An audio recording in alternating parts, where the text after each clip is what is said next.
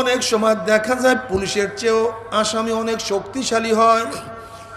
এই মানুষের মতো মানুষ পুলিশ দেখিয়া, আসামির চেয়েও দুর্বল পুলিশ দেখিয়া যদি আসামির কলিজা উল্টে যাইতে পারে, জিহ্বা শুকায়া যাইতে পারে, আল্লাহ পাক রব্বুল আলামিন আখিরাতের আসামি ধরার জন্য যে দারোগা পুলিশ তৈরি করে রাখছে তার নাম আজরাইল।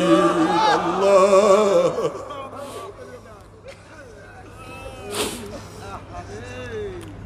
এ নাফরমান বদমাশ হারাম খোরের দলেরা, বেনমাজি হারাম খোরের দলেরা, বাবারা আমার ফের রাগ করিও না। তুমি তোমার কবরে রওনা করছো, আমি আমার কবরে রওনা করছি। নাফরমান বদমাশ বেঈমান যখন মৃত্যু আসার খাইয়া পুড়িয়া যাবে, আল্লাহ পাক ডাক দিয়া ফেরেশতার এই নাফরমান নামাজ কাজা করিয়া, রোজা সারিয়া দিয়া, বেপরদা জেনার মধ্যে লিপ্ত হইয়া কোন জাহান্নাম কামাই করছে খবরদার ওই জাহান্নাম খানা না দেখাইয়া রূহ কবজ করবি না। আল্লাহ আমাদের সবাইকে মাফ করিয়া দাও। নাফরমান বদমাশ বেঈমান হঠাৎ স্বপ্নের মধ্যে দেখতে পারবে আজরাইলের মাথা আসমানে পাওতার জমিনে এক হাত মাস শিকার এক হাত ভাগ দিবে। নীল রঙের দিঘির মতো বড় বড় দুইটা চক্ষু, গোটা দুনিয়া বরাবর বিশাল একটা শরীর, আবার সমস্ত শরীরের মধ্যে লম্বা লম্বা কালো কালো পশম, আবার সমস্ত পশমের গোড়া দিয়া শুধু আগুনের সিল্কি বাইর হইতে আছে।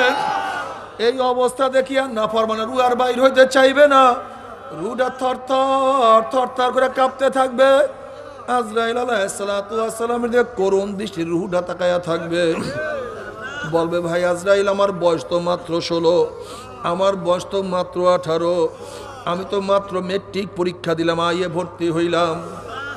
আহারে, এই ছাত্র জীবনেই তুমি আমার সামনে হাজির হইয়া যাবা, আমি কোনোদিন কল্পনাও করি নাই।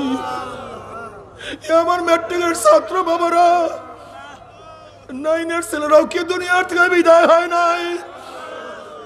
আমার 9-এর ছাত্র বাবারা, 8-এর ছেলেরাও কি দুনিয়ার থেকে বিদায় হয় নাই?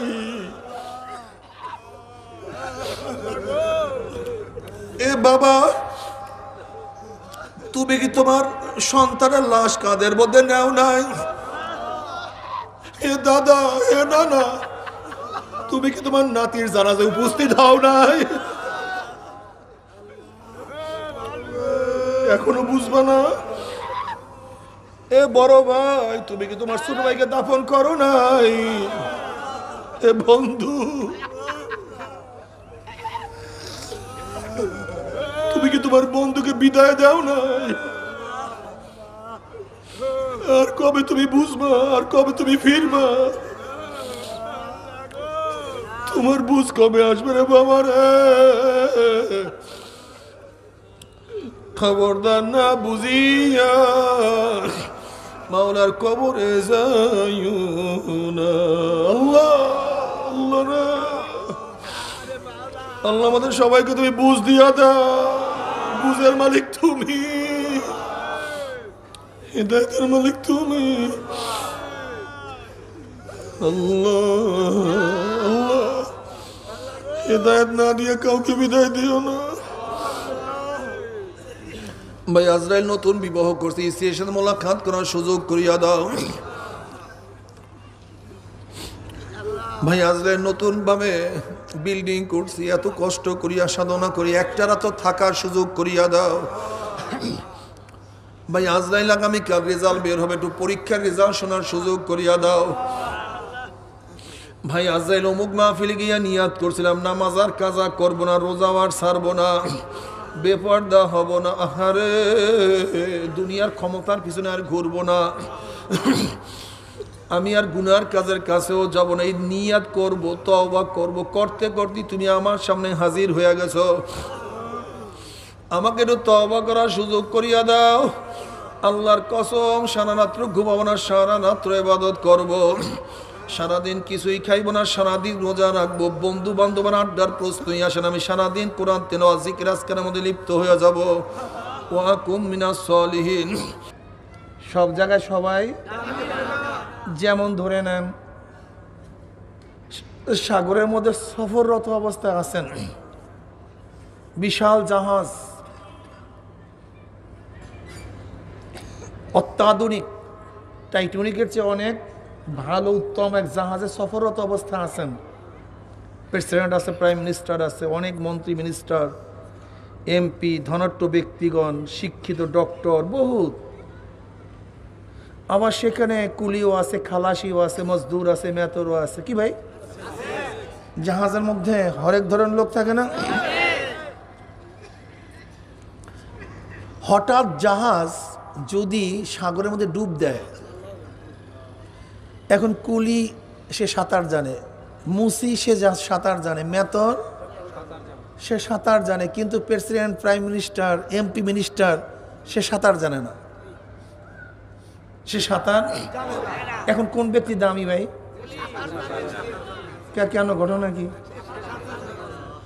ওই সাগরের মধ্যে তোমার প্রাইম মিনিস্টারগিরি কাজে লাগবে না, প্রেসিডেন্টগিরি কাজে লাগবে না, সব শিক্ষা করে কাজে লাগবে না। যে সাঁতার কাটতে পারে সে দামি হয়ে যাবে। বুঝেন নেই? আপনি গেছেন পাহাড়ের মধ্যে, কারোর কাছে ডলার, কারোর কাছে ইউরো, কারোর কাছে দিনার, কারোর কাছে স্বর্ণ, অনেক কিছু দামি দামি সম্পত্তি আছে, বা দামি দামি পাথর, কিন্তু পানি ফুরায় গেছে। পাহাড়ের মধ্যে কি নাই? পানি নেই, কিন্তু একজনের কাছে পানি আছে। একজনের কাছে কি আছে ভাই? আর অন্য সকলের কাছে কি আছে? ডলার আছে, দিনার আছে, দিরহাম আছে, দামি পাথর, ইয়াকুত পাথর আছে, ডায়মন্ড আছে, বিশাল বিশাল ধনী, কিন্তু কি নাই ভাই? মাগনা পানি নাই। এখন বলেন তো ওই ব্যক্তি ওখানে সবচেয়ে দামি কোন ব্যক্তি? কি সবাই একমত? বুঝেন নাই? যেখানে যেইটার প্রয়োজন ওই জিনিস যার কাছে থাকে সে দামি হয়ে যায়। সব জায়গায় সব জিনিস দামি হয় না। এক ব্যক্তি 1000 বছর পর্যন্ত ইবাদত করছে, বনি ইসরাইলের 1000 বছর, রাত 24 ঘন্টা ইবাদতের মধ্যে মগ্ন ছিল। মনে মনে ভাবছে এত ইবাদত করছি, নিশ্চিত আমি জান্নাতি, নিশ্চিত আমি, আমার জান্নাত ঠেকায় কে? এত ইবাদত করছি আমি। আল্লাহর কাছে তার এই ধারণাটা ভালো লাগে নাই। কারণটা কি ভাই? নবী আলাইহিস সালাম ফরমান, আল্লাহর রহমত ব্যতীত কেউ জান্নাতে যেতে পারবে না। সাহাবার প্রশ্ন, ইয়া নবী আপনি? বলে আমিও না, আমিও না। আল্লাহর রহমত ব্যতীত কেউ জান্নাতে যেতে পারবে না। তা নামাজ পড়ি কেন? রোজা রাখি কেন? ইবাদত করি কেন? মাওলার রহমত পাওয়ার আশায়। এইগুলি করলে মাওলার রহমত নাজেল করবে। তার মানে নামাজ পড়লেই জান্নাতে চলে যাওয়া, রোজা রাখলেই জান্নাতে চলে যাওয়া না। ইবাদতের মাধ্যমে মাওলার রহমত নাজেল হয়, আর রহমতের মাধ্যমে জান্নাতে যাওয়া যায়, জাহান্নাম থেকে নাজাত পাওয়া যায়। ওই ব্যক্তি চিন্তা করছে আজকে জান্নাত ঠেকায় কে? 1000 বছর ইবাদত করছে, আল্লাহর কাছে তার এই মন্তব্যটা ভালো লাগেনি। কিয়ামতের ময়দানে আল্লাহ পাক হুকুম করবো ওই ব্যক্তিকে এমন এক জায়গায় দাঁড়া করো। কিয়ামতের ময়দানে আল্লাহ পাক বলবেন ওই ব্যক্তিকে এমন এক জায়গায় দাঁড়া করো যেখান থেকে জাহান্নামের একটু গরম লাগে। জাহান্নামের গরম লাগবে 500 বছর দূরের থেকে। কত বছর ভাই? 500 বছর দূরত্ব থেকে জাহান্নামের গরম লাগবে। ওই ব্যক্তিকে ওই জায়গায় দাঁড়া করানো হবে যেখানে জাহান্নামে একটু গরম লাগবে, হাই লাগবে, তাপ লাগবে। ব্যক্তি গরমে গরমে পানির পিপাসা লাগবে, অস্থির হয়ে যাবে, পানি করে চিল্লাইতে থাকবে। আল্লাহ পাকে ফেরেশতাকে বলে, ফেরেশতা ওই ব্যক্তির কাছের থেকে একটু পানি পানি বলিয়া ডাক দাও, কিন্তু খবরদার পানি দিবা না যতক্ষণ পর্যন্ত তার জিন্দেগির সমস্ত ন্যাক তোমাকে না দেয়, ততক্ষণ পর্যন্ত পানি দিবা না। এক ফেরেশতা পানি বলিয়া ডাক দিবে, ভাই এক গ্লাস পানি। বলবে এখানে তো পানি দাম ছাড়া, মূল্য ছাড়া দেওয়া যাবে না। বলে এখানে কোথার থেকে মূল্য পাবো ভাই, টাকা পাবো কোথায়? বলে এটা দুনিয়া না, এটা আখেরাত। যেরকম দুনিয়াতে সামানের মাধ্যমে সব কিছু ক্রয় করা যায়, এখানেও নেকের মাধ্যমে সব কিছু ক্রয় করা যায়। কিসের মাধ্যমে? নেকের মাধ্যমে। দুনিয়াতে অর্থের মাধ্যমে, সম্পদের মাধ্যমে, সামানের মাধ্যমে কেনা যায়, আর আখেরাতে কিসের মাধ্যমে ভাই? সব কিছু কেনা যায়। জান্নাত কেনা যায়, জান্নাতের নহর কেনা যায়, জান্নাতের বিল্ডিং কেনা যায়, উদ্যান কেনা যায়, সব কিছু নেকের বিনিময় কেনা যায়। ভাই এটা দুনিয়া না, এটা আখেরাত। এখানে নেকের বিনিময়ে সব কিছু ক্রয় করা যায়। কল কত নেক? এক গ্লাস পানির দাম কত নেক? তোমার জিন্দগির সমস্ত নেক। 1000 বছর ইবাদত করছো, ওই ইবাদতের যত নেক হয়েছে তার বিনিময়ে আমি তোমাকে এক গ্লাস পানি দিতে পারি। দেখবেন বিপদে পড়লে মানুষের হুঁশ থাকে না। এই যে কয়েক মাস আগে ঢাকা গুলশানে 22 তলা বিল্ডিং আগুন লাগছে, দেখছেন না? 22 তলার উপর থেকে মানুষ লাফ দিছে। কয় তলার উপর থেকে? কিসের জন্য লাফ দিছে? আচ্ছা বলেন তো, 22 তলার উপর থেকে লাফ দিয়ে কি বাঁচা যায় না মরা যায়? তা লাফ দিল কেন?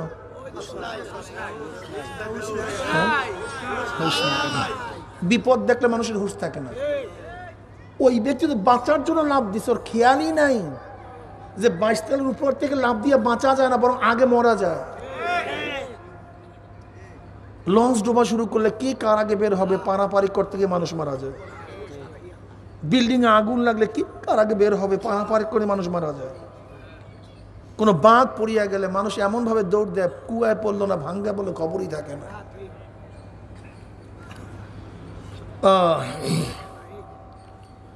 বিপদ দেখলে মানুষের হুঁশ থাকে না, হুঁশ হারায় ফেলায়।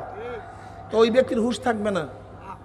পানির তৃষ্ণায় বলবে, ভাই ন্যাক দিয়ে কি করব? আমাকে এক গ্লাস পানি দাও, আমার 1000 বছরের ন্যাক সব তোমাকে দিয়ে দিলাম। 1000 বছরের ইবাদতের মোকাবেলায় যখন এক গ্লাস পানি ক্রয় করবে, হাতে ধরবে, অমনি মাওলার ডাকে, বান্দা শোন, পানি পরে পান কর, আগে আমার কথার জবাব দে। মাত্র এক গ্লাস পানির পরিবর্তে তোর জিন্দগির সমস্ত নেক দিয়ে দিলি, আর তোর হায়াতের জিন্দগিতে আমি লক্ষ লক্ষ লক্ষ লক্ষ গ্লাস পানি পান করাইছি, তার বিনিময় কি দিবি? দে। এক গ্লাস পানির পরিবর্তে সমস্ত নেক, তা তোর জিন্দগিতে লক্ষ লক্ষ নিয়ামত। ওয়া ইন তাউদ্দু নিয়ামাতাল্লাহি লা তুহসুহা, লক্ষ লক্ষ গ্লাস পানি পান করাইছে, হরেক রকমের খানা খাওয়াইছে, এর কি দিবি? হঠাৎ ওই ব্যক্তির খেয়াল পড়ছে যে আমি তো ভুল করে ফেলাইছি। মাওলা, হ্যাঁ নেক দ্বারা আমি জান্নাতে যাওয়ার জন্য আসি নাই, তোমার রহমাতের বিনিময়ে জান্নাতে যাওয়ার জন্য।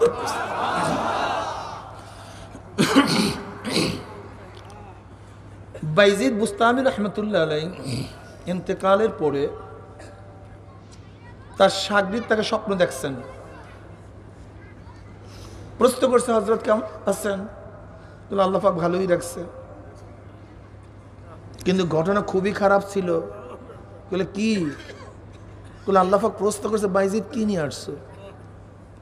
এখন দেখ আমার নামাজের মধ্যে ভুল, রোজার মধ্যে ভুল, জিকিরের মধ্যে ভুল, তেলাওয়াতের মধ্যে ভুল, আল্লাহর কাছে পেশ করবে এরকম খালেস ভেজাল মুক্ত কোনো ইবাদত পাই না। আর আল্লাহ পাক কি বলছিলেন? ওয়ামা উমিরু ইল্লা লিয়াবুদুল্লাহ মুখলিসিনা লাহুদ্দিন। ওয়ামা উমিরু, আমি তোমাদের কোনো আদেশ করি নাই, নামাজের আদেশ করি নাই, রোজার আদেশ করি নাই, দরকার নাই রোজার, দরকার নাই নামাজের, দরকার নাই হজের, দরকার নাই যাকাতের, দরকার নাই জিকিরের, দরকার নাই তেলাওয়াতের, দরকার নাই জিহাদের, কোনো ইবাদতের দরকার নেই। হ্যাঁ করবি, নামাজ পড়বি, ইখলাসের সাথে পড়তে হবে, রোজা রাখবি, ইখলাসের সাথে রাখতে হবে। তেলাওয়াত করবি, ইখলাসের সাথে তেলাওয়াত করতে হবে। যুদ্ধ করবি, ইখলাসের সাথে যুদ্ধ করতে হবে। ইখলাসবিহীন কোনো আমল আমার কাছে গ্রহণীয় নয়, গ্রহণযোগ্য নয়। বুঝেন? ইখলাস বুঝেন? আরে সুবহানাল্লাহ রে। দেখেন এই টুপিটা সাদা, কি ভাই? যদি এখানে এই কলমের নিপ পরিমাণ দাগ থাকে, পূর্ণ পরিষ্কার না কিছু অপরিষ্কার? যদি কলমের নিপ পরিমাণ সামান্য দাগ থাকে তাহলে পূর্ণ পরিষ্কার না, অপরিষ্কার। যখন কলমের নিপের পরিমাণে দাগ না থাকবে তখন খালেস, এর নাম খালেস। এই যে খালেস শোনেন না, ওমা উমিরু ইল্লা লিয়াবুদুল্লাহ মুখলিসিনা লাহুদ, খালেস ইবাদত করতে হবে, যার মধ্যে কোনো ভেজাল নেই, রিয়া নাই, কেবের নাই, হেরেস নাই, হব্বে যা নাই, হব্বে মাল নাই, অজব নাই, কিচ্ছু নাই, ভেজাল মুক্ত ইবাদত আল্লাহর কাছে গ্রহণযোগ্য। যদি এক তিল পরিমাণ ভেজাল থাকে সেটা খালেস না। এখন বলেন তো আমাদের ইবাদতের অবস্থা কি? হ্যাঁ, সবাই জান্নাতে চলে গেছে না? হ্যাঁ, আল্লাহ নবী বলে আমিও আল্লাহ পাকের রহমত ব্যতীত জান্নাতে যেতে পারবো না। আল্লাহ নবী বলেন। সাহাবায়ে কেরাম রিদওয়ানুল্লাহি তাআলা আলাইহিম আজমাইনের অবস্থা কি ছিল? আবু বকর সিদ্দিক রাদিয়াল্লাহু তাআলা আনহু, সমস্ত নবীদের পরে যার মর্যাদা, সমস্ত নবীদের পরে প্রথম মর্যাদা আবু বকর সিদ্দিক রাদিয়াল্লাহু তাআলা আনহু, তিনি মাঝে মাঝে জঙ্গলের কিনারায় গিয়ে গাছের দিকে তাকাইতেন আর বলতেন, আবু বকর তুই মানুষ হইলি কেন, গাছ হইলি না কেন? আবু বকর, আবু বকর সিদ্দিক রাদিয়াল্লাহু তাআলা আনহু একদিন দেখেন একটা গাছ কোড়ায় একটা জানোয়ার বসা, তাকায় বলতেছে, জানোয়ার তুই কতই না ভালো, তুই উন্মুক্তভাবে হাঁটতেছ, চলতেছ, তোর হিসাব নাই, নিকাশ নাই। আমি যদি জানোয়ার হইতাম? আবু বকর সিদ্দিক রাদিয়াল্লাহু কথা, যিনি আল্লাহ নবীর পবিত্র জবান মুবারকে বারবার জান্নাতের সুসংবাদ পেয়েছেন, একবার দুইবার না, গোটা নবীদের পরে প্রথম স্থান। সে কে? আবু বকর। হযরত আম্মাজান আয়েশা সিদ্দিকা রাদিয়াল্লাহু তাআলা আনহাকে নবী আলাইহিস সালাতু ওয়াস সালাম একদিন আকাশের দিকে তাকায় বলতেছে, আয়েশা বলতে পারো এই তারকা সমপরিমাণ কার নেক? আম্মাজান বললেন, আল্লাহ আল্লাহ রসুলই ভালো জানে। কিন্তু আম্মাজান মনে মনে ভাবতেছিলেন যে হয়তোবা আমার আব্বার কথাই বলবে। কিন্তু নবী আলাইহিস সালাতু বললেন, আয়েশা এই পরিমাণের ন্যাক ওমরের। আম্মাজান আয়েশা রাদিয়াল্লাহু তাআলা মনটা একটু খারাপ হয়ে গেছে। তিনি কি বললেন, আয়েশা শোনো, আবু বকর এক রাত্রের ন্যাক এর চেয়ে অনেক বেশি। এক রাত্রের ন্যাক, ওই গাড়ির সুরের মধ্যে যখন ছিলেন ওই রাত্রের ন্যাক এই তারকার চেয়ে অনেক বেশি। এই হলো আবু বকর। সে আবু বকর সিদ্দিক রাদিয়াল্লাহু তাআলা আনহু জানোয়ার দেখিয়া বলেন, আবু বকর তুই মানুষ হইলি কেন, তুই জানোয়ার হইলি না কেন? সমস্ত নবীদের পরে দ্বিতীয় মর্যাদা ওমর ইবনে খাত্তাব রাদিয়াল্লাহু তাআলা আনহু, সমস্ত নবীদের পরে দ্বিতীয় মর্যাদা। আল্লাহ নবীর পবিত্র জবান মুবারকে বারবার জান্নাতে সুসংবাদ পাইছেন। আল্লাহ নবী আলাইহিস সালাতু ওয়াস সালাম ফরমান, আমার পরে কেউ নবী হইলে ওমর নবী হয়ে যেত। এই ওমর ইবনে খাত্তাব রাদিয়াল্লাহু তাআলা মাঝে মাঝে বলতেন, ওমর তুই মায়ের গর্ভের থেকে দুনিয়াতে আসছস কেন, মারা গেলি না কেন? বকরি বাচ্চা ধরিয়া বলতেন, ওমর তুই মানুষ হইলি কেন, বকরি বাচ্চা হইলি না কেন? যদি বকরি বাচ্চা হইতে মানুষ থেকে জবাই দিয়ে খায়া ফেলাইতো, তুই কাজে লাগতি, হইছো মানুষ, ইবাদত তো করতে পারলি না। পড়িয়া দেখেন ওমর রাদিয়াল্লাহু ইতিহাস, হাদিস পড়িয়া দেখেন, মানাকে পড়িয়া দেখেন। ওমর ইবনে খাত্তাব রাদিয়াল্লাহু কানতে কানতে গাল মোবারক দুটো কালো দাগ পড়াইয়া ফেলেছে। লোকে বলছে, হযরত আপনার গালের কালো দাগ ভালো লাগে না, ঔষধ লাগান ভালো হয়ে যাবে। তিনি বললেন, আল্লাহ পাক যখন কিয়ামতের ময়দানে প্রশ্ন করবে কি নিয়ে আসছো, আমি কি জবাব দেব? তখন খেয়াল করছি মাওলার কাছে বলবো, মাওলানা কিছু নিয়ে আসতে পার। এই কানতে কানতে গালে দিলে কালো দাগ পড়ায় ফেলাইছে। ভাইও আসলে ফেকেন নাই, আমাদের চিন্তা নাই, সমস্যাই। বাইজিদ বুস্তামি রহমতুল্লাহ আলাইহি চিন্তা করছেন কি বলবো, কি প্লেস করব, কোনো ইবাদতই দেখি না। অমনি চিন্তা করছে আমার তো ইমান খালেস, ভেজাল মুক্তি ইমান আছে। আমি বললাম, আল্লাহ আমি কিছু নিয়ে আসতে পারিনি, তোমার কাছে ইমান নিয়ে আস। অমনি আল্লাহ পাক বললেন, ওরে বাইজিদ, লাইলাতুল লাবানের কথা মনে আছে? লাইলাতুল লাবানের কথা, লাইলাতুল লাবান মানে দুধের রাত্রি। হজরত বাইজিদ বুস্তামি রহমতুল্লাহ আলাইহি একদিন রাত্রে ঠান্ডা দুধ পান করছিলেন। এই ঠান্ডা দুধ পান করার পরে পেট খারাপ হয়ে গেছে। তখন তিনি বলছিলেন, ঠান্ডা দুধ পান করার কারণে আমার পেট খারাপ হয়েছে। অমনি আল্লাহ পাক রব্বুল আলামিন বললেন, বাইজিদ তোর না ঈমান ছিল? কি ঈমান ছিল? তোর ঈমান কি ছিল? তোর ঈমান ছিল ওয়া কদরিহি ওয়া খাইরিহি ওয়া শাররিহি মিনাল্লাহি তাআলা ওয়াল বাসি বাদাল মাউত। ভালো কার থেকে, মন্দ কার থেকে? আর তুই মন্দর মালিক বানাইছো ঠান্ডা দুধকে। ঠান্ডা দুধ পান করার কারণে পেট খারাপ হয়ে গেছে। অথচ তোর ঈমান ওয়া কদরিহি ওয়া খাইরিহি ওয়া শাররিহি, ভালো মন্দ কার থেকে? আর তুই বানাইছো ঠান্ডা দুধ। কি ঈমানের অবস্থা কি বলেন তো আমাদের? আমাদের ঈমানের অবস্থা কি? এই জন্য মান নুকিশা ফাকাত হালাক। আল্লাহ পাক যদি কাউকে প্রশ্ন করে কিয়ামতের ময়দানে, তার অবস্থা শেষ। মানে আল্লাহর প্রশ্নের জবাব দিয়া সামনে কদম বাড়াবার ক্ষমতা কাউর নেই। এই জন্য গোলামের কাজ কি? সবসময় নত হয়ে থাকা, আর কিচ্ছু না। গোলামের কাজই হলো নত হয়ে থাকা। যদি নত হয়ে থাকো, আমার মালিক পার করিয়া দেবে।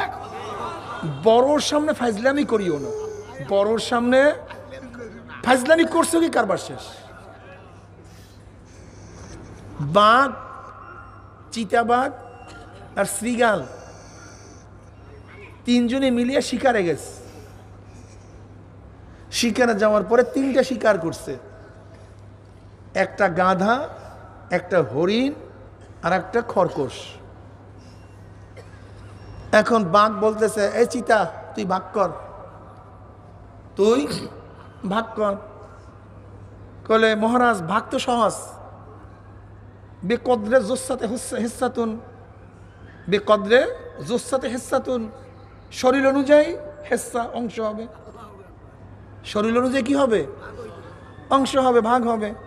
যেহেতু আপনার শরীর বড়, আপনার জন্য গাধা, আমার শরীর মিডিয়াম, আমার জন্য হরিণ, আর শ্রীগাল ছোট, তার জন্য খরগোশ।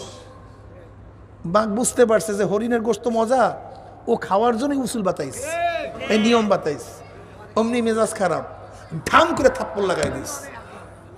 থাপ্পড়ের চোটে চোখ ছুটে গেছে। এখন এরকম থর থর থর করে কাঁপতে আছে। কারবার শেষ এক থাপ্পড়ে। এবার শ্রীগালকে বলতেছে, তুই ভাগ কর, ভাগ কর তুই। কিন্তু ভাগ তো একেবারে সহজ। এই খরগোশ দিয়ে আপনি ভোরে নাস্তা করবেন, হরিণ দিয়ে দুপুরে খানা খাবেন, আর রাত্রে আপনি ডিনার করবেন এই দিয়ে, রাত্রে খানা খাবেন এই গাদা দিয়া, বাস। ভাগ একেবারে সহজ। কল তুই এত সুন্দর ভাগ শিখলি কোথায়? এত সুন্দর ভাগ শিখলে কোথায়? কলে একটু আগে যে জীবন দিয়ে দিয়েছে ওনার থেকে, ওই যে একটু আগে যে জীবন দিয়েছে, চক্ষু দিয়েছে, ওনার থেকে শিখছে। কলে যা, যে তুই সুন্দর, আমাকে সব দিয়ে দিয়েছে, তুই নিয়ে যা, খা সব। আমি কত স্বীকার করব, কত খাবো। বুঝেন নাই? আহকামুল হাকিম রব্বুল আলামিনের সাথে ফাইজলামি করিয়েন না। ফাইজলামি করছেন, চক্ষু শেষ হয়ে যাবে, জীবন শেষ হয়ে যাবে। নত হবেন, সব পাইয়া যাবেন। নত হইছেন, আল্লাহ সব দিয়ে দেবে। যা সিনা ফুলাইছেন, লাথি বের হয় এখান থেকে। ফাইজলামি করিয়েন না সব জায়গায়। আমার মাওলায় কি চায়? বান্দা নত হোক। এই জন্য দেখেন ইবাদতের মধ্যে নত, তাজাল্লুল, তাজাল্লুল, নিজেকে হেয় প্রতিপন্ন করা। সবচেয়ে দামি হলো কপাল, আর নিচু জায়গা যেখানে পাও রাখি সেটা নিচু জায়গা। সেজদার সময় দামি জায়গাকে নিচু জায়গায় ঠেকাইছি কেন? আমি প্রমাণ করতে চাই মাওলা আমি কিছু না তুমি সব। এর জন্য আমার দামি জায়গাকে নিচু জায়গায় ঠেকাইয়া সুবহান রাব্বিয়াল আলা কইয়া ডাক মারছি। বুঝেননি? এই যে চেয়ারে, যারা চেয়ারে নামাজ পড়ে, ইবাদত করতে যায় না ফাইজলামি করতে যায় আমার জানা নাই। ইবাদত করতে যায় না ফাইজলামি করতে যায়, এটা আমার জানা নাই। ইবাদত তো তাজাল্লুলের জন্য, নিজেকে নিচু করার জন্য। তা চেয়ারের মধ্যে বসছিলাম, কি হয়েছে? নিচু হয়েছে না নিজেকে কেদ্দারি মনে করতে আছে? হ্যাঁ, আমাকে বলেন তো, তুমি কোন ডাক্তারের ভিত্তিতে আজকে কিয়াম বাদ দিছো? কিয়াম ফরজ। তুমি কোন ডাক্তারের কথা অনুযায়ী সেজদা বাদ দিছো? সেজদা ফরজ। হ্যাঁ, তুমি সারাদিন ঘুরতেছো রাস্তায় রাস্তায়, সমস্ত বাজার করতেছো, তুমি লো কমনে তুমি বাথরুম সারতেছো, লো প্যান্টে সে বাথরুম সারে প্যানে, তারপর সে বাজার করে, হাঁটে, উপরে ওঠে, সব জায়গায়, কোনো জায়গায় ডিস্টার্ব নেই। নামাজে গিয়াই চেয়ারটা টান দিয়া বসে গেছে, ফাইজলামি শুরু করছে। এসে নামাজ না পড়া ভালো না, নামাজ পড়তে যায় না, ফাইজলামি করতে গেছে। ও নামাজকে নষ্ট করতে গেছে মানুষকে। মসজিদগুলি গ্যালারি বানায় ফেলাইছে, মসজিদকে গ্যালারি বানায় ফেলাইছে। আল্লাহর সামনে কেদারটা কি রে ভাই? ফাজিল কোথাকার। তুমি বসতে পারো না, নিচে বসো, সমস্যা কি? আসন কাটিয়া বসো, নিচে পাও মেলিয়া বসো। তোমাকে নিষেধ করছে কেউ? আমাকে বলো। আসন গাতিয়ে নিচে বসো, পাও মেলিয়ে নিচে বসো, কিন্তু চেয়ারে বসো কেন? ঘটনা কি? হ্যাঁ, এই ইবাদতের মধ্যে ফাইজলামি, সব জায়গায় ফাইজলামি। কি কথা ঠিক না? এর জন্য ভাইও আল্লাহর সামনে নত হও, মাথাকে উঁচা করিও না। আল্লাহ পাক কিবরকে পছন্দ করেন না। কিবরকে পছন্দ, আল্লাহ পাক কিবর সহ্যই করতে পারেন না, সহ্যই করতে পারেন না। আর কিবরের থেকে যে গুনাহ প্রকাশিত হয় সেই গুনার কিন্তু মাফ হয় না। নবী মুসা আলাইহিস সালাতু ওয়াস সালাম আল্লাহর সাথে কথা বলার জন্য রওনা করছেন। পথিমধ্যে ইবলিসের সাথে দেখা। ইবলিস বলতেছে, আল্লাহর নবী মুসা কোথায় যান? বলে আল্লাহর সাথে কথা বলার জন্য। বলে আমার কথা একটু বলিয়েন, যে পুরান পাপী একটু তওবা করতে চায়। নবী মুসা এত খুশি হয়ে গেছে, যদি শয়তান তওবা করে তাহলে সমস্ত উম্মত হেদায়েত পেয়ে যাবে। খুব মজার কথা, হে তওবা করতে চায়। বলে এইটাই তো ফার্স্ট করবো বেটা, সবচেয়ে ভালো সুসংবাদ তুই শুনাইছিস। নবী মুসা আলাইহিস সালাতু ওয়াস সালাম গেছেন, আল্লাহর সাথে কথা বলতেছেন, শয়তানের কথা শুনাইছেন, আমি শুনছি, দেখছি। আমি ওর তওবা কবুল করব, আমি ওর তওবা কবুল করতে চাই। একটু শর্ত আছে। বলে কি শর্ত? বলে নবী আদমের কবর কোন জায়গায় এটা শয়তান জানে। ও যেই সেজদা করে নাই, ওই সেজদা যদি ওখানেও করে তাহলে ওর কাজা হিসাবে আমি ওকে মাফ করিয়া দেব। একেবারে সহজ শর্ত, শর্ত একেবারে সহজ। নবী মুসা খুবই খুশি। শয়তান তো অপেক্ষায় আছে। শয়তান বলছে কি, আল্লাহ নবী মুসা মনে আছে? বলে মনে আছে মানে বলছি, আল্লাহ তো কবুলও করবে। ছোট্ট শর্ত। কি শর্ত? নবী আদম আলাইহিস সালাতু ওয়াস সালামের যেখানে কবর সেখানে গিয়ে সেজদা করতে হবে। আবার দেখেন, আবার এই কবরের সেজদা করিয়েন না, এর কিন্তু হারাম সম্পূর্ণ। কি কথা বুঝতে পারি নাই? এখন শয়তান কি বলতেছে? আল্লাহ নবী মুসা এইটা আমি পারবো না, কারণটা। এবার ইমাম গাজ্জালী রাহমাতুল্লাহ বলতেছেন, শয়তানের এই গুনাহ প্রকাশিত হচ্ছে কিবর থেকে। আবা ওয়াস্তাকবার ওয়া কানা মিনাল কাফিরিন। যেই গুনাহ প্রকাশিত হয় কিবর থেকে, সেই গুনার তওবা সহজে হয় না। আর যেই গুনাহ প্রকাশিত হয় নফসের থেকে, সেই গুনার তওবা হয়। এক ব্যক্তি চুরি করে, ডাকাতি করে, বেবিচার করে নফসের থেকে, শয়তানের ধোকায়, কিন্তু যখনই সে বুঝিয়া ফেলায় অমনি তওবা করে। কিন্তু যেই গুনাহ প্রকাশিত হয় কেবের থেকে, আমি বড়, এরকম মানুষের থেকে সহজে তওবা কবুল হয় না। আনানিয়াত, আমি, এই আনানিয়াত খুবই মারাত্মক। আমি বলতে কিচ্ছু না, আমি বড় ধনী, আমি বড় পীর সাহেব, আমি বড় মুহাদ্দিস সাহেব, আমি বড় মুফতি সাহেব, আমি বড় ধনী সাহেব, আমি বড় প্রেসিডেন্ট সাহেব, আমি বলতে কিচ্ছু নেই। সব কিছুর মালিক কে? সব কিছুর মালিক আল্লাহ। আমার মালিক আল্লাহ, আমরা গোলাম। বাস এতটুকুই পরিচয়, আর কোনো পরিচয়ই নেই। মালিক কে? আমরা বাস বাস বাস, মালিক আল্লাহ, আমরা গোলাম, এছাড়া কিচ্ছু নেই। আল্লাহ পাক রব্বুল আলামিন কাউকে ধনী বানাইতেই পারেন, কাউকে শিক্ষিত। মেহেরবানি কার? আমার মাওলার মেহেরবানি। তুমি কি দেখো না 7 ভাই, একজনের জজ আর একজনের আসামি, একই বাপ একই মা। 7 ভাই, একজনের রাস্তার ফকির আর একজনের 1000 কোটি টাকার মালিক, একই মা। 7 ভাই, একজনের বড় অফিসার, বড় শিক্ষিত, আর একজনের মূর্খ, একই বাপ।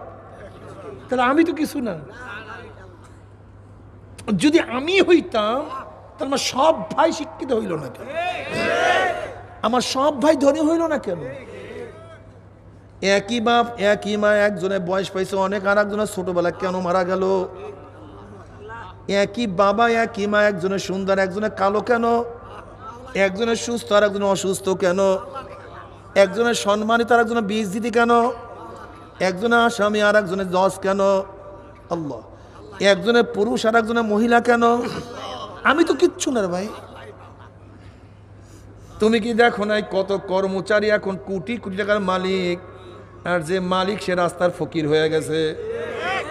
কি ঘটনা আছে কি নেই? তুমি কেন খেয়াল করো? তুমি শুকরিয়া আদায় করো, তুমি শুকরিয়া আদায় করো। তোমার চেহারা সুন্দর, সুন্দর চেহারা দেখিয়া তুমি তাকাব্বুরি করিও না। আমার মাওলা তোমাকে অন্ধ হিসাবেও তৈয়ার করতে পারতো। তোমার গলা সুন্দর কিবের করিও না, আমার মাওলা তোমাকে বোবা করিয়া তৈয়ার করতে পারতো। তোমার সুঠাম দেহ বিশিষ্ট তুমি কেবের করিও না। তুমি কি দেখো নাই কত বাচ্চা দুনিয়ার মধ্যে বিকলাঙ্গ অবস্থায় আসছে একই মায়ের গর্ভের থেকে, একই মায়ের গর্ভের থেকে। কেবের করিও না। তুমি আমি কিচ্ছু না, একেবারে কিচ্ছু না। সবকে আমার মাওলা কত কাজে, সেই মাওলার ইবাদত না করার চেয়ে বড় জুলুম আর কিছু থাকতে পারে? এ নেমখারাম, তুমি কি দেখো না বাবার সাথে বারবার অন্যায় করলে বাবা তেজ পুত্র করিয়া দেয়, বের হয় এখান থেকে। মালিকের সাথে বারবার অন্যায় করলে মালিক নামটা কাটিয়া দেয়, লাথি মারিয়া তারা দেখছেন অবস্থা। প্রতিষ্ঠানের সাথে বারবার অন্যায় করলে প্রতিষ্ঠান থেকে নাম কাটিয়া দেয়।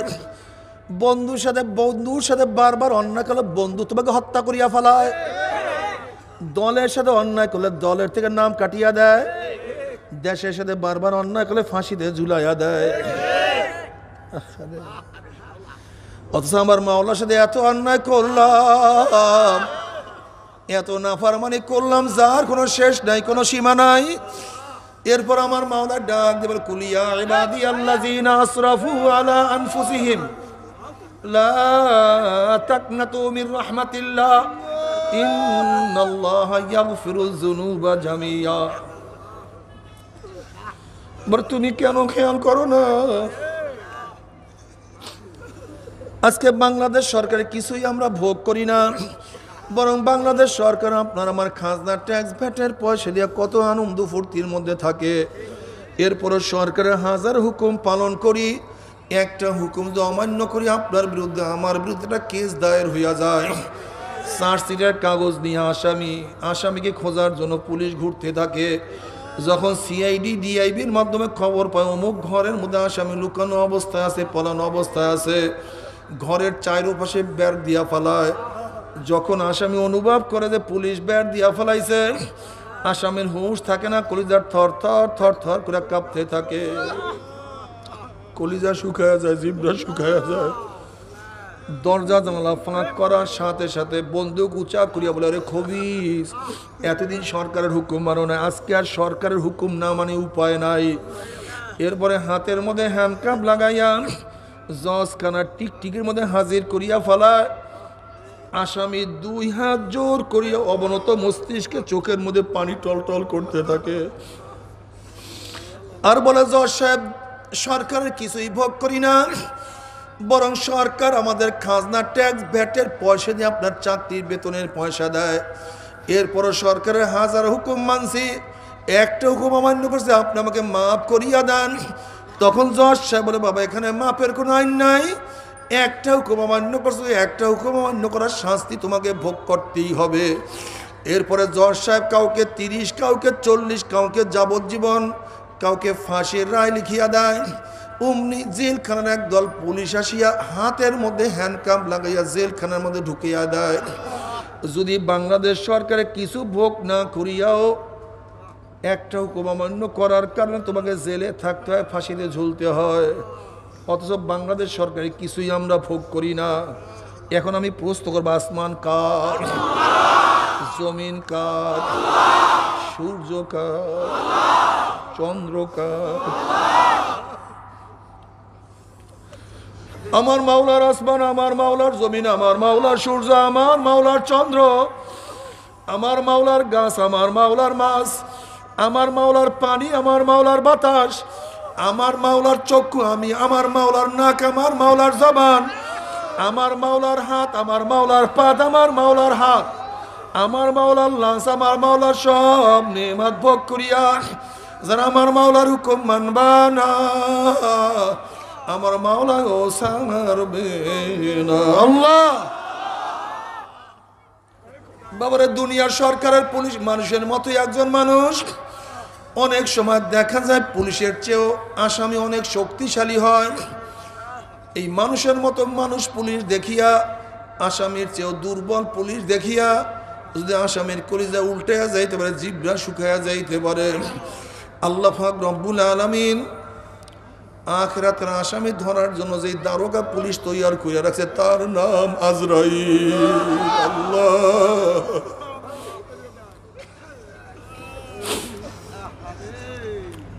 এ নাফরমান বদমাশ হারাম খোরের দলেরা, বেনমাজি হারাম খোরের দলেরা, বাবারা, আমার ফের রাগ করিও না। তুমি তোমার কবরে রওনা করছো, আমি আমার কবরে রওনা করছি। নাফরমান বদমাশ বেঈমান যখন মৃত্যু আসার খাইয়া পড়িয়া যাবে, আল্লাহ পাক ডাক দিয়া ফেরেশতারা এই নাফরমান নামাজ কাজা করিয়া, রোজা সারিয়া দিয়া, বেপরদা জেনার মধ্যে লিপ্ত হইয়া কোন জাহান্নাম কামাই করছে, খবরদার ওই জাহান্নাম খানা না দেখাইয়া রূহ কবজ করবি না। আল্লাহ আমাদের সবাইকে মাফ করিয়া দাও। নাফরমান বদমাশ বেঈমান হঠাৎ স্বপ্নের মধ্যে দেখতে পারবে আজরাইলের মাথা আসমানে, পাওদার জমিনে এক হাত মাস শিকার, এক হাত ভাগ দিবে। নীল রঙের দিঘির মতো বড় বড় দুইটা চক্ষু, গোটা দুনিয়া বরাবর বিশাল একটা শরীর, আবার সমস্ত শরীরের মধ্যে লম্বা লম্বা কালো কালো পশম, আবার সমস্ত পশমের গোড়া দিয়া শুধু আগুনের সিল্কি বাইর হইতে আছে। এই অবস্থা দেখিয়া নাফরমানের রূহ আর বাইর হইতে চাইবে না, রূহটা থরথর থরথর করে কাঁপতে থাকবে। আজরাইল আলাইহিস সালাতু ওয়াস সালামের দিকে করুণ দৃষ্টির রূহটা তাকায়া থাকবে, বলবে, ভাই আজরাইল, আমার বয়স তো মাত্র 16, আমার বয়স তো মাত্র 18, আমি তো মাত্র মেট্রিক পরীক্ষা দিলাম, আইয়ে ভর্তি হইলাম। আহারে, এই ছাত্র জীবনেই তুমি আমার সামনে হাজির হইয়া যাবা, আমি কোনোদিন কল্পনাও করি নাই। আমার মেট্রিকের ছাত্র বাবারা, 9-এর ছেলেরাও কি দুনিয়ার থেকে বিদায় হয় নাই? আমার 9-এর ছাত্র বাবারা, 8-এর ছেলেরাও কি দুনিয়ার থেকে বিদায় হয় নাই?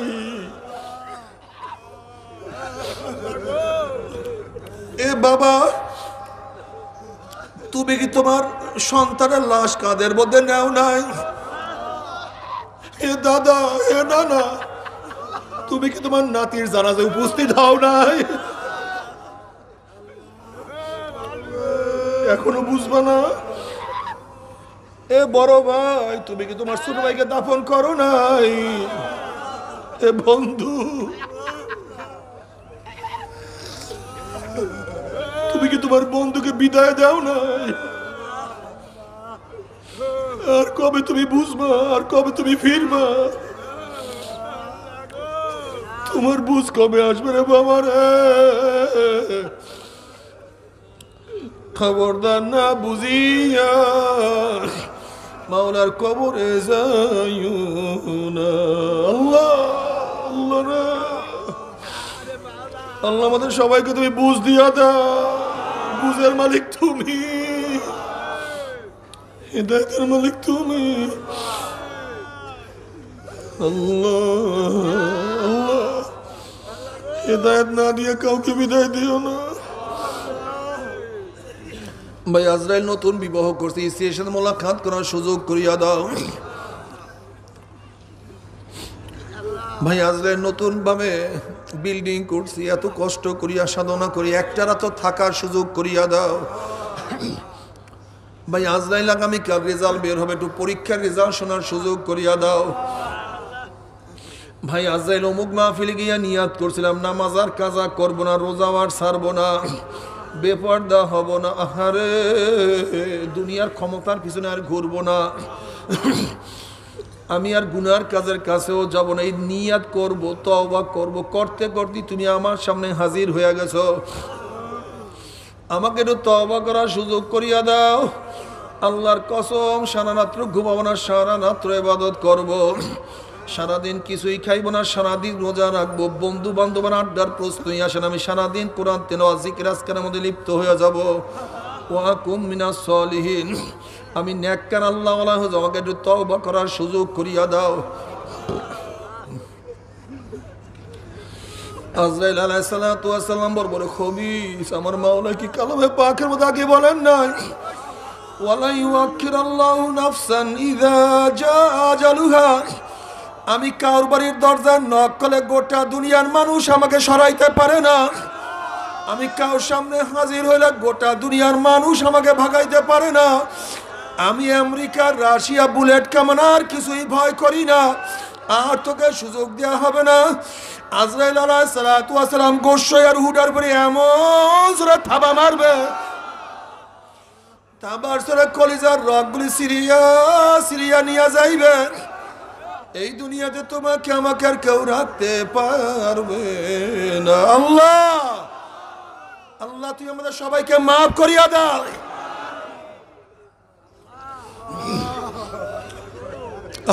আল্লাহ তুই আমাদের সবাইকে মাফ করিয়া দিও।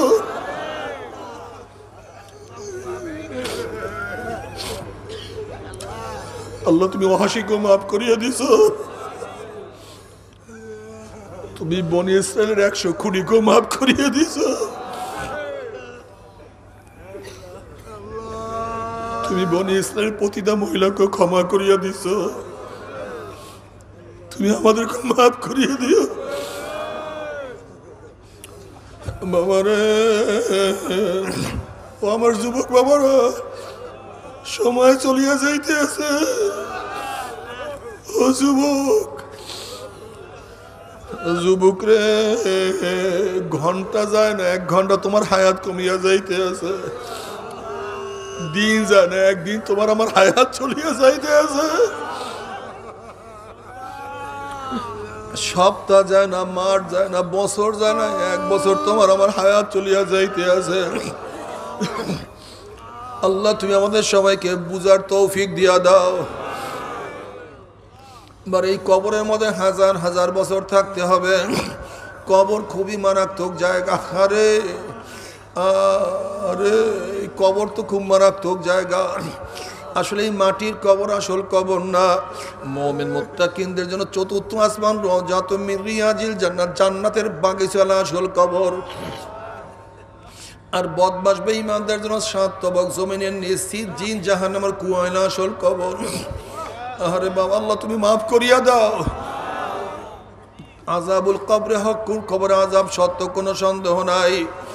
আমাদের মুয়াজ্জিন মুসলিমের বড় ভাই একদিন আব্বাজানের দুই পাও জড়াইয়া ধরে কান্দে আর বলে, হুজুর আমার জন্য দোয়া করেন, মাওলা আমাকে মাফ করিয়া দাও। অঝরে কান্নাকাটি করতে আছে। আব্বাজান বলছি কি হয়েছে, তুমি এত বেশি কেন কান্নাকাটি করতে আছো?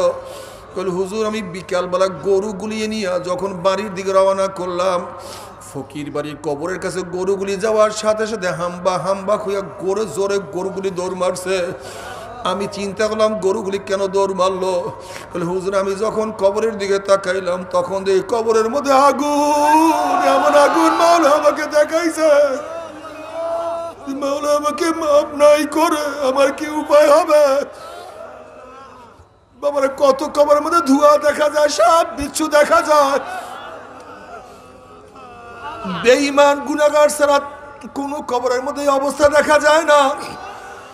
আবার কত কবরের মধ্যে 1 বছর 100 বছর 1000 বছর পরেও কাঁপুনের কাঁপুন সহ লাশ তাজা পাওয়া যায়। আল্লাহ আল্লাহ তুই আমাদের সবাইকে মাফ করিয়া দাও। বাবারে বুঝিয়া শুনিয়া তারপর মাওলার কবরে যাইও। এরপর আল্লাহ পাক কিয়ামতের ময়দান কায়েম করবে। আখিরাতের সমস্ত মানুষের আমল নামাকে ওজন করবে। জনাবে মুহাম্মদুর রাসূলুল্লাহ সাল্লাল্লাহু আলাইহি ওয়াসাল্লাম হাউজে কাউসারের নিকটে গিয়ে বলবে, আয় আমার উম্মতরা আয়, আমি তোদেরকে এক পেয়ালা হাউজে কাউসারের পানি পান করায়া দেবো। মান সারেবা লাম ইয়াজমা আবাদা, বুখারীর মধ্যে রওয়ায়াত আছে যারা এক পেয়ালা হাউজে কাউসারের পানি পান করবে 50,000 বছরের মধ্যে আর পানির পিপাসা লাগবে না। সমস্ত উম্মত দৌড় মারবে। গেটের মধ্যে ফেরেশতারা একদল উম্মত খাট খেয়ে বলাইবে।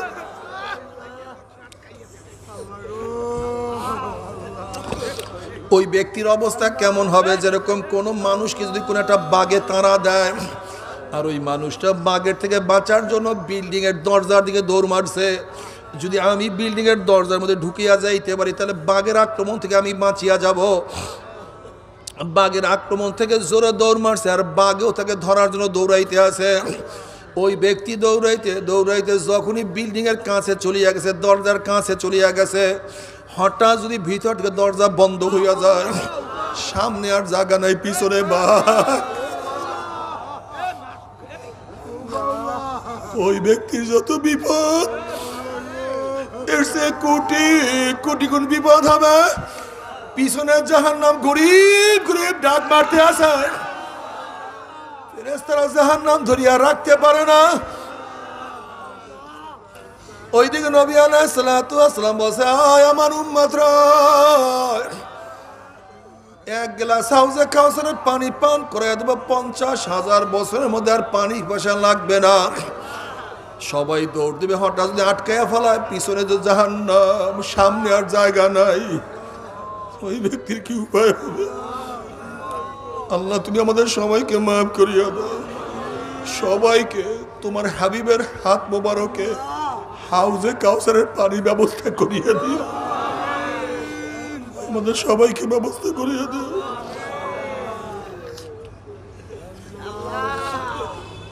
কাউকে মাহরুম করিও না।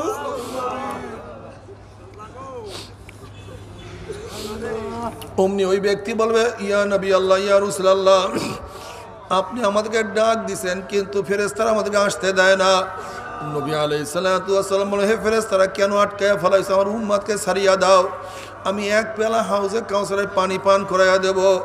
তখন ফেরেশতারা, ইয়া নবী আল্লাহ, ইয়া রাসূলুল্লাহ, আপনি তো জানেন না, আপনি দুনিয়ার থেকে বিদায় হওয়ার পরে এই নাফরমান নামাজ পড়তো না, রোজা রাখতো না, আপনার বিরুদ্ধে স্লোগান দিছে, দিন পছন্দ করতো না, দিনের আদর্শ ওর কাছে ভালো লাগতো না, দিনের নিয়ম কারণ ও তো ভালোই লাগে না, বরং যারা পালন করছে তাদেরকে কত মারধর করছে, কত ঘৃণা করছে।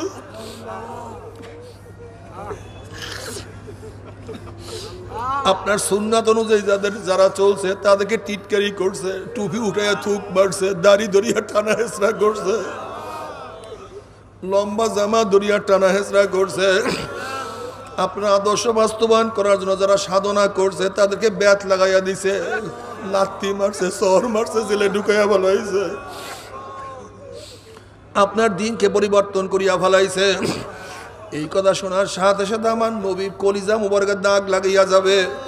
নবী আলাইহিস সালাতু ওয়াস সালাম বলবে, সোহকান সোহকান সোহকান, দূর হ দূর হ দূর হ, তোরা আমার উম্মত না। আল্লাহ আল্লাহ তুই আমাদের সবাইকে মাফ করিয়া দাও। আল্লাহ তোমার পড়ুন, তোমার নবীর পরিচয় আমাদের সবাইকে দিয়া দিও।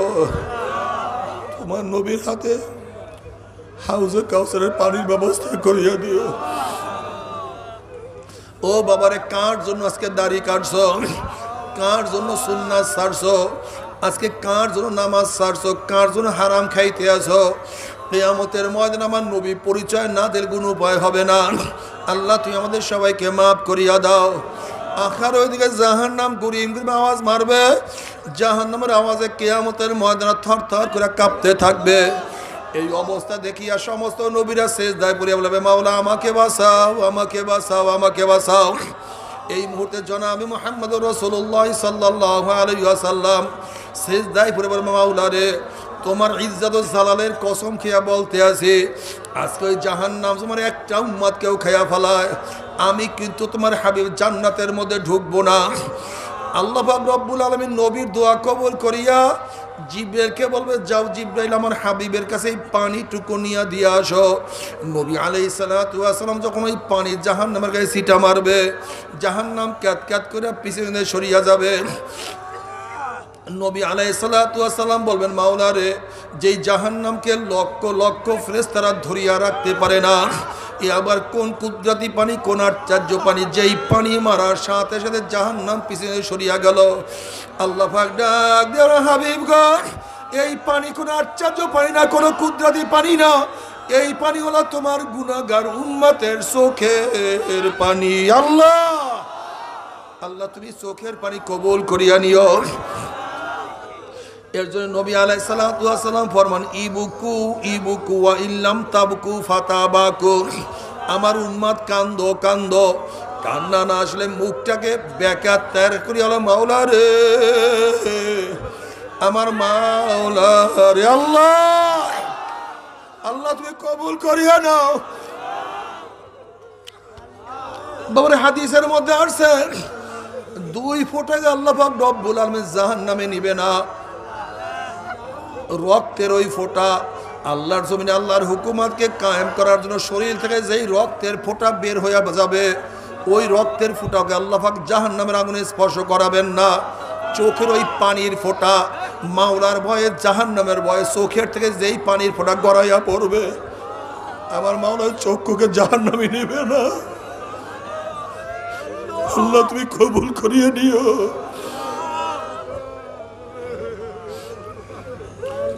বাবারে,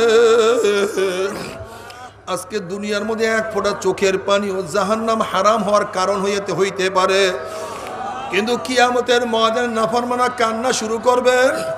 নবী আলাইহিস সালাতু ওয়াস সালাম ফরমান, কানতে কানতে চোখের পানি শেষ হয়ে যাবে, এরপরে চোখের থেকে রক্ত বের হওয়া শুরু হবে। ওই পানি এবং রক্ত পড়তে পড়তে গাঁদের গোশত চামড়াগুলি পচিয়া পচিয়া সব নিচে পড়িয়া যাবে,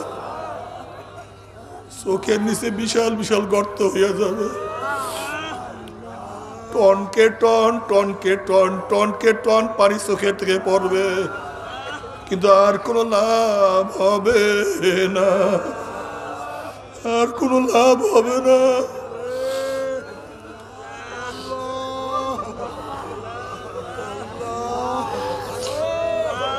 মাওলারে, বাবারে, নামাজে দাঁড়াইয়া কান দিও, রুকুতে গিয়া কান দিও, সেজদায় পড়িয়া কান দিও, রাতে শুইয়া শুইয়া কান দিও। মাওলারে, কি করলাম, জীবনটাকে কি করিয়া ফেলাইলাম, আমার কি উপায় হবে, চিন্তা করি আর কান দিও রে বাবা। আমার মাওলার কাছে চোখের পানি এত দামি, মাওলায় বান্দার চোখের পানি সহ্য করতে পারে না। আল্লাহ আল্লাহ আমাদের সবাইকে তুমি মাফ করিয়া দিও। বাবার এখান থেকে নিয়াত করিয়া ফেলো, আজ থেকে নিয়াত করিয়া ফেলো। আরে ও মন, আমি আর 5 ওয়াক্ত নামাজ ছাড়বো না রে মন, আমি আর নামাজ ছাড়বো না। ও মন, আমি আর দাড়ি কাটবো না। ওরে মন, আমি আর দাড়ি কাটবো না, আমি গুনাহ করবো না। বাবারে এরপর আল্লাহ পাক কাউকে জান্নাত কাউকে জাহান্নামের ফয়সালা দিয়ে দিবে। জাহান্নামের লোকেরা পানি পানি করে চিল্লাইবে, ভাই ফেরেশতা একটু গোসল করব, একটু আরাম লাগবে, ভালো লাগবে, একটু গোসলের পানির ব্যবস্থা করো। জাহান্নামীদের জন্য এমন গোসলের পানি গোসলের পানি তাদের জন্য নির্ধারণ করা হবে, এমন পানি তাদের জন্য হাজির করা হবে, পানি এত গরম হবে, যখনই ওই পানি তাদের মাথার উপর ঢালিয়া দেবে, পানির গরমে মাথার তালু ছিদ্র হইয়া পেটের নাড়ি বুড়ি সব জ্বালাইয়া ফেলাইবে। যখন পানি শরীরের উপর দিয়ে বাইয়া বাইয়া পড়বে, পানির গরমে শরীরের সমস্ত গোশত চামড়াগুলি হাড্ডি থেকে আলাদা করিয়া ফেলাইবে। লা ইয়ামুতু ফিহা ওয়ালা ইয়াহইয়া, মানুষ মরবেও না, মানুষ বাঁচবেও না, জীবন বাহির হবে কিন্তু বাহির হবে না। বাবারে সহ্য করতে পারবি? ওই জাহান্নামের এক সেকেন্ড আযাব কেউ তো সহ্য করতে পারবো না। আল্লাহ আল্লাহ তুমি আমাদের সবাইকে মাফ করিয়া দাও। তবে মুমিন মুসলমান বলতে সবাইরই মনে চায় গুনার থেকে ফিরিয়া না কামল করিয়া মাওলার জান্নাতে, কিন্তু সবাইরই মনে চায় গুনাহ নিয়া মাওলার জাহান্নামে কাউরে কিন্তু যাইতে মনে চায় না। কিন্তু কেনই বা আমরা নেক আমল করতে পারি না, কেনই বা গুনার কাম ছাড়তে পারি না? এর মূল কারণ আপনার এবং আমার পিছনে নফস এবং শয়তান লাগিয়া রইছে। এই নফস এবং শয়তান থেকে ফেরার জন্য যে কোনো একজন হক্কানি আল্লাহর ওলির হাতে হাত দিতে হবে রে বাবা। খবরদার, বর্তমান জমানায় পীর মুরিদে ভেজাল, ব্যবসা, দলাদলি, হিংসা, হাসাদে পরিণত হয়ে গেছে।